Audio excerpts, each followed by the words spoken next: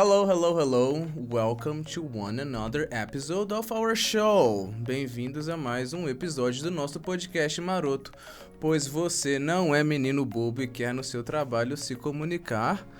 I am Teacher Jordan, eu sou o Teacher Jordan e tô aqui para conduzir você nessa saga, nessa jornada de ter mais vocabulário e conseguir se comunicar de forma mais direta e objetiva e profissional no seu trabalho em língua inglesa. Vocês podem nos encontrar nas redes sociais, estão todas aqui linkadas no episódio, tanto as minhas redes pessoais quanto as redes da nossa escola, ok? So, let's get started. No episódio de hoje, a gente vai tratar de um diálogo curto, mas com algumas palavras que são bem chaves, são bem cruciais. Então você vai perceber que vai chegar um visitante novo e ele quer falar com uma pessoa específica na empresa e vai passar ali por uma espécie de secretária, etc e tal. Vocês vão entender o contexto. Mas esse é o nosso objetivo, entender uma demanda de um visitante ou de um cliente e conseguir conduzi-lo para que ele consiga fazer o que ele veio fazer, afinal de contas, ok? So, let's get started. Vamos dar uma escutada primeiro no diálogo. So, Alex, how have you been? Doing just fine, Mr. Thompson. What can I do for you? Well, not much, really. I need to talk to your boss. Has he arrived yet? Yep, he's already here. Should I go get him? Please, I'll be here. Ok. Bom, acho que você já conseguiu dar uma ideia, ter uma ideia, né? Mais ou menos geral do que está acontecendo. É óbvio que aqui a gente tem algumas contrações que podem dificultar um pouquinho o entendimento, mas juntos aqui eu vou conduzir você e você vai ver que no final das contas não é nenhum bicho de 7 cabeças, ok? Então primeiro vamos dar uma escutada só na primeira frasezinha. So, Alex, how have you been? Ok, então você viu o Mr. Thompson, ele diz: So, Alex, how have you been? How have you been? Ok. Aqui a gente já temos nossa primeira contração, né? A primeira partezinha, so, Alex, é como a gente diz em português. E aí, Alex? Ou então, Alex, né? Então o nome dele é Alex. E a segunda parte, how have you been? How have you been? Então aqui a gente tem algumas palavrinhas conectadas. A mais importante são as duas iniciais, how, have. Bom, how já é uma palavra conhecida, tem sempre esse sentido de como, né? Então, por exemplo, eu pergunto how are you? Or how's it going? Né? Aqui, o how, have, quando eles estão juntos, eles viram como se fosse um have. Have. Eu tenho esse som de V no final, mas o som de R, por assim dizer, no começo, né? Com a letra H em inglês. Have. E a ideia completa do how have you been é literalmente como você tem estado, como tem passado. Então aqui é uma alternativa legal para que a gente saia do óbvio how are you, né? Geralmente nas nossas aulas a gente traz um pouquinho do extra, assim, do mais informal, do que é mais usual, para que você não soe repetitivo, ok? Então aqui nós temos how have you been? Vamos escutar agora a resposta do Alex. Doing just fine, Mr. Thompson. What can I do for you? Ok, e aí ele diz, doing just fine, Mr. Thompson. Doing just fine, que dá essa ideia do fine, da forma normal, como a gente conhece, mas doing just fine dá essa ideia um pouquinho, de novo, mais informal, de indo bem, indo legal, Mr. Thompson, que seria o Sr. Thompson, né? E ele termina fazendo uma pergunta, já encaminhando ali para entender como ele pode ajudar. Então ele pergunta, what can I do for you? What can I do for you? Que é literalmente o que eu posso fazer por você. Então vamos nos lembrar que o verbo can é, de repente, a coisa mais importante que a gente tem aqui. Ele participa de um grupinho de verbos que é muito popular e muito importante, que tem um funcionamento um pouquinho diferente, que são os verbos modais, né? Em inglês a gente chama de modal verbs. Então, você vai notar que ele vai aparecer em alguns contextos. Nesse aqui é de oferecer ajuda. Então, o que eu posso fazer por você? What can I do for you? Então, vamos repetir? What can I do for you?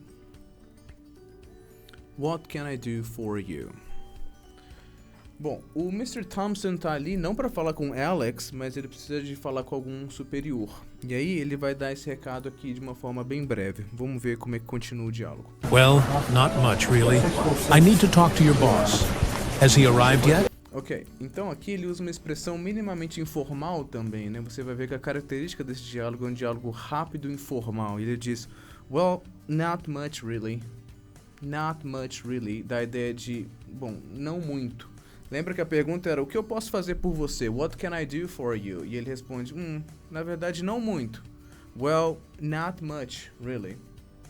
Isso aqui é uma expansão também possível, a gente pensar que muitas vezes os americanos, quando você pergunta how are you, por exemplo, ou what's up, né, que também é um degrau mais de informalidade, de what's up, né, você falaria mais com seu amigo ou com um colega de trabalho que é próximo, esse what's up, que é tudo em cima, né, tudo bem, e aí, what's up, muitos deles vão responder not much, tipo, não tem muito acontecendo, né, não tem nada de novo, assim, nenhuma novidade, então eles diriam not much, e ele vai usar essa expressão aqui, well, not much really, então vamos repetir essa parte, well, not much, really.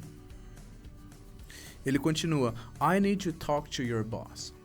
Então aqui a gente sabe o que ele quer. I need to talk to your boss. E o I need sempre vai dar essa ideia de necessity, né? De uma necessidade, de eu preciso falar com seu chefe. I need to talk to your boss. Vamos repetir? I need to talk to your boss. E a pergunta a qual ele usa para terminar essa parte é Has he arrived yet? Has he arrived yet? Vamos escutar só essa partezinha. Has he arrived yet? Então ele diz, ele já chegou? Né? Como quem diz, ele já tá aí? Has he arrived yet? E aí notem, o verbo arrive, chegar, está sendo usado aqui no passado, arrived. Nota que a pronúncia é como se sobrasse um Dzinho no final, né? Tomem cuidado muito para que essas pronúncias dos verbos no passado regular, que termina em ed, não sejam muito carregadas. Por exemplo, arrived, worked. A gente tende a suavizar e deixar só um Dzinho sobrando, um som de Tzinho sobrando no final, né? Então, work no passado nós diríamos worked. Arrive no passado nós diríamos arrived, né? É bem suave, como se passasse ali rapidinho, né? E a pergunta é, ele já chegou? E para isso nós usamos o yet. O yet dá a ideia de ainda ou já. Como aqui uma pergunta, é a ideia de ele já chegou? Has he arrived yet? Aqui eu vou abrir um pequeno parênteses para explicar um pouquinho do present perfect, que é o que ele está usando aqui. Essas perguntas usando have. A gente tende a condicionar nossa interpretação que o have é sempre ter em inglês. E tá tudo bem, não tem nada de errado com isso. No entanto, ele também pode ser usado para construir essas frases que são uma pergunta sobre o passado, mas que elas estão relacionadas com o presente. Tipo, ele já chegou? É como se eu perguntasse, ele está aí? Que eu preciso falar com ele agora, né? E aí você poderia se perguntar, nossa, Jordan, eu posso de repente usar a construção no passado mesmo, né? Eu aprendi que eu tinha que usar did, por exemplo, né? O simple past. Você pode usar. Mas o did tem a ideia de um passado que é um pouquinho mais anterior, assim, um passado já terminado, sabe? Uma coisa que aconteceu ontem, semana passada, mês passado. No nosso PDF que está aqui, você pode baixar, de graça, ok? Você vai ver que tem uma expansão sobre essa explicação, que pode ser bem útil. Então não deixe de baixar aqui o PDF, ok? De qualquer forma, dando continuação, a pergunta é Has he arrived yet? Vamos repetir. Has he arrived yet? Has he arrived yet? E aí o Alex, de novo, mantendo ali o tom mais informal da conversa, ele diz Yep, he's already here. Yep, he's already here. E aí você vai notar aqui que a escrita é com um Pzinho no final. Então é o mesmo yes. Um degrau de formalidade seria yeah, escrito dessa forma. E aqui é um degrauzinho a mais ainda de formalidade. Yep, yep. He's already here. A ideia é a mesma, de sim, ele já está aqui. Você vai se lembrar que o already significa já, Nossa, Jordan, mas então tem 2 jás. Um já para fazer a pergunta, yet, e um já para responder. É bem por aí mesmo, né? Então, para a gente fazer as perguntas, eu tendo a usar yet. Ele já chegou. Has he arrived yet? E quando eu faço uma afirmação, ele já está aqui, eu digo he's already here. He's already here. E de novo, notem que tem uma contração, né? He is, ele está, ele já está aqui. Eu contraio. O he is vira his. He's already here. E a pergunta é, should I go get him?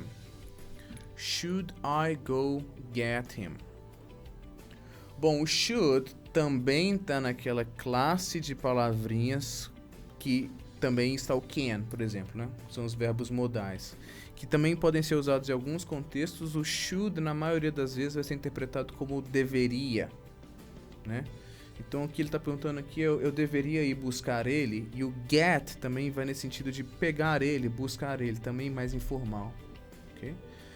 E aí, nota que ele conecta tudo. Should I go get him? Vira should I go get him? Should I go get him? E aí você vai se lembrar da música Should I Stay or Should I Go? Que vai nesse sentido, né? Should I stay or should I go? De eu deveria ficar ou deveria ir? É o mesmo should. E a última frase, vamos escutar? Please, I'll be here. Bem simples, né? Please, I'll be here. De, por favor, eu vou estar aqui. I'll be here. E aí, para vocês também que são fãs de cultura pop, vocês vão se lembrar do Terminator, que eu acho que é um Exterminador do Futuro, talvez, em português, que ele fala I'll be back, que é a mesma contração do I will.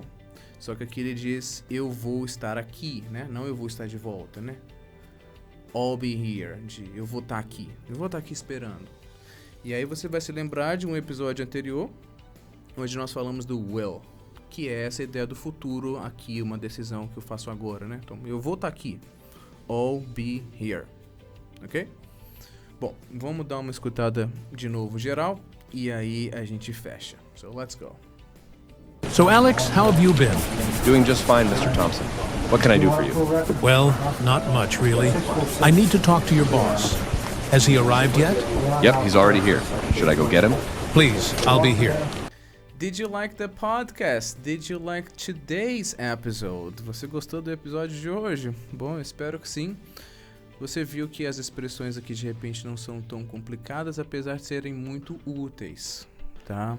E aqui é um lembrete que, apesar da gente trabalhar com o inglês corporativo, não quer dizer que tem que ser um inglês enrijecido. Inclusive, uma das bandeiras da nossa empresa aqui é exatamente isso, assim, de trazer o inglês corporativo, mas de trazer ele do jeito que ele é, mesmo nas grandes organizações, que ele não precisa ser aquele inglês de terno e gravata super duro, assim, formal demais, porque na maioria das vezes isso não acontece exatamente dessa forma, ok?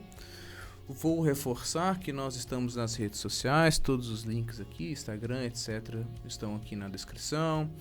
E também vou reforçar o nosso PDF deste episódio, ok? Onde a gente está expandindo um pouquinho do que a gente trabalhou. É sempre uma ideia legal você até ter os dois abertos, né? Você vai escutando aqui e vai dando uma olhada no PDF, ou de repente você está num deslocamento, então primeiro você escuta e depois, mais tarde, você baixa ali o PDF para que você possa revisar. Isso é muito importante, ok? Então, praticar aqui o seu listening, mas depois ir lá no PDF também e tomar nota do que for interessante, etc., para que o seu aprendizado seja cada vez mais robusto, ok?